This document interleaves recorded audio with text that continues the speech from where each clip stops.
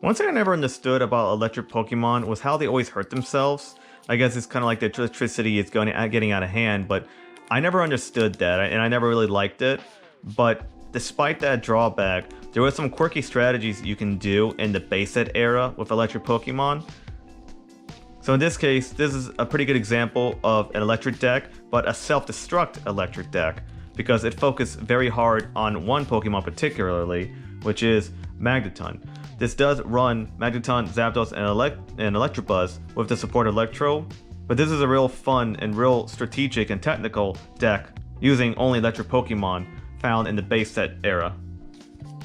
Starting with the base of Pokemon, this is the layout I used. We have 4 Electabuzzes, 3 Zapdos, 3 Magnemites, 3 Voltorbs, 3 Magnetons, and 2 Electrodes.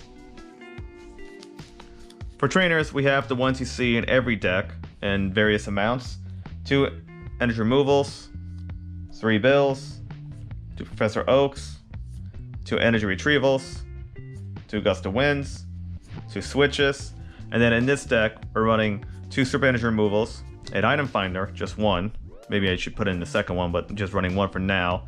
2 Lasses, 2 Pokemon Traders, 2 Super Potions, which is a little unusual because you don't typically heal your Pokemon. You just kind of let them get knocked out. 2 Computer Searches, 2 Scoop Ups, and the very important card, 2 Defenders, which in retrospect I probably should just try to get 4 Defenders in there instead of 2, but this is just how I'm running it for now. Then for energy cards, you're just using electric energy cards. It's just all electric Pokemon. So I have 12 electric energy cards and 2 double colors energy cards.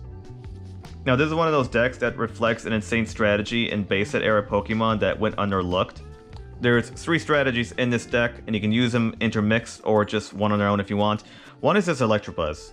If you just want to get Electabuzz powered up and attacking, there's nothing wrong with that. Although it wouldn't really be the best option, but it is the Pokemon you want to lead with if you can. The second strategy you want to go with will be leading with the Zapdoses. So you get the Zapdos up front if you want, or in the Zapdos in the back, doesn't matter too much, depending on what your opponent is doing, what they have. The big key thing of making Zapdos work is going to be Electro. So let's say you have Voltorb in the back, and you want to evolve it to Electro as soon as you can, and get Electro as fast as you can. That's where the trainer cards, Pokemon Trader, and Computer Search come really useful. If let's say you have one more of the other Pokemon you don't need, and you just Pokemon trade it for Electro or Computer Search for Electro, that's something important to keep in mind. So let's say you're not having Electabuzz up front. Let's say you have Zapdos up front. By turn 1, attach 1 energy card to Zapdos. Okay, second turn, hopefully that won't get knocked out of Zapdos. Hopefully Zapdos will still have that energy card on them. What you want to do, Pokemon Trader, Pokemon Computer Search, whatever, get Electro out, evolve Voltorb into Electro. And here's the huge thing.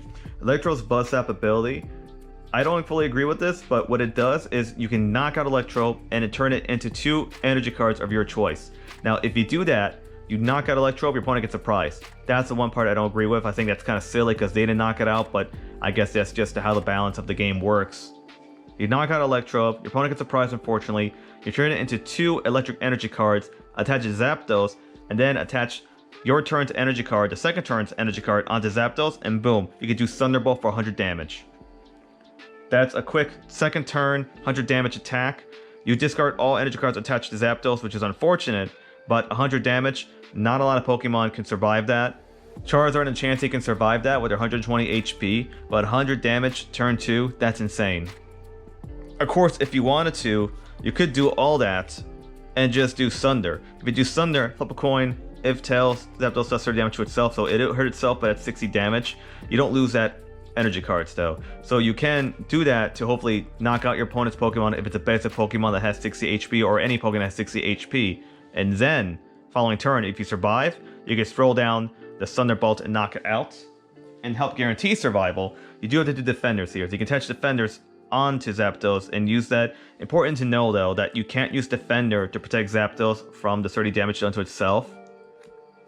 If I recall off the top of my head, the way it worked would be because that's a conditional damage. These only stop like non-stop damage. Like if it just said Zapdos does 30 damage to itself, then Defender would protect it. but since you have to flip the coins, conditional on whether you get the heads or tails to do that damage. Just being a little technical there, but just something to keep in mind. The third strategy involves having just Magnemite and Voltorb. So let's say you have these out.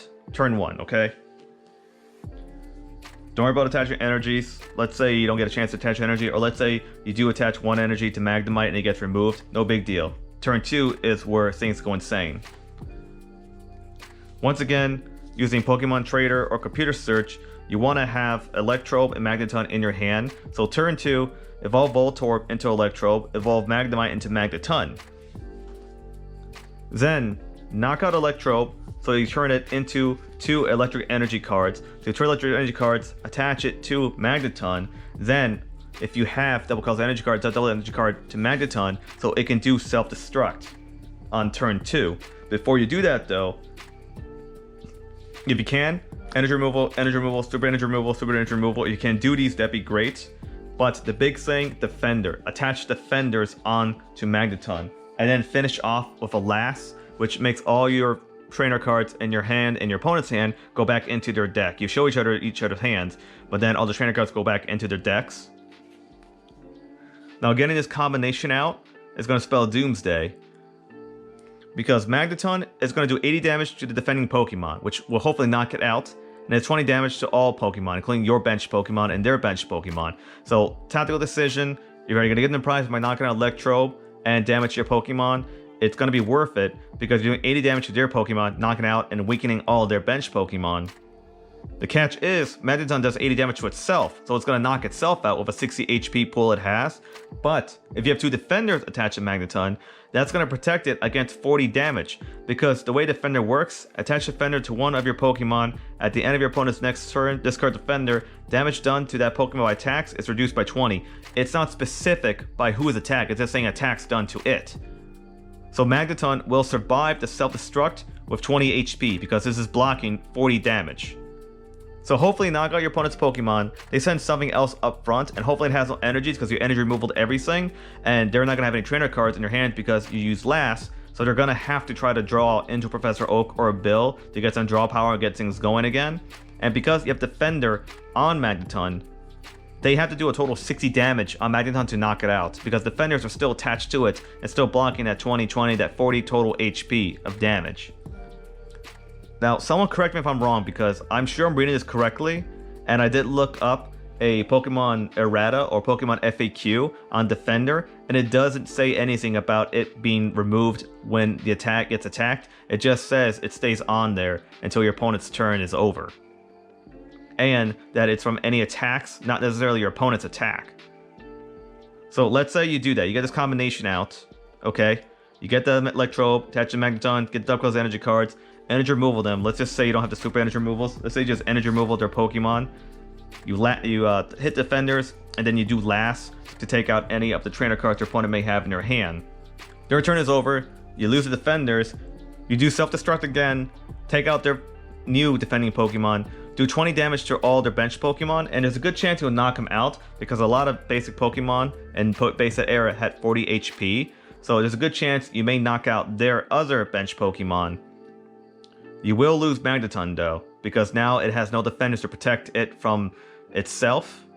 But all in all, you're looking at possibly knocking out 2 defending Pokemon and possibly wiping out their whole entire bench or several Pokemon in their bench. You do have to keep in mind your bench Pokemon though. You don't want to accidentally knock out your bench Pokemon. But doing this, you are guaranteeing giving your opponent 2 prizes, because you'll lose Electrode and you'll lose Magneton. I really like this deck because it shows some insane strategy base set had, but also it gives you a lot of tactical control, because you are in a way in control of the battlefield a little more than you would expect, because you are giving your opponents prizes, but you are also ruining everything on the field with the electric Pokemon. That is pretty insane, the kind of damage you can do on turn 2. It shows how electric Pokemon like the electricity just gets out of hand. Very fun deck to use, very fun deck to play. You're going to drive people crazy with this, especially with Defender. Big weakness though, I mean, if you get hit with energy removal, there's nothing you can do about that really. Hopefully I don't miss any details on these, because it does get pretty insane, but here we go.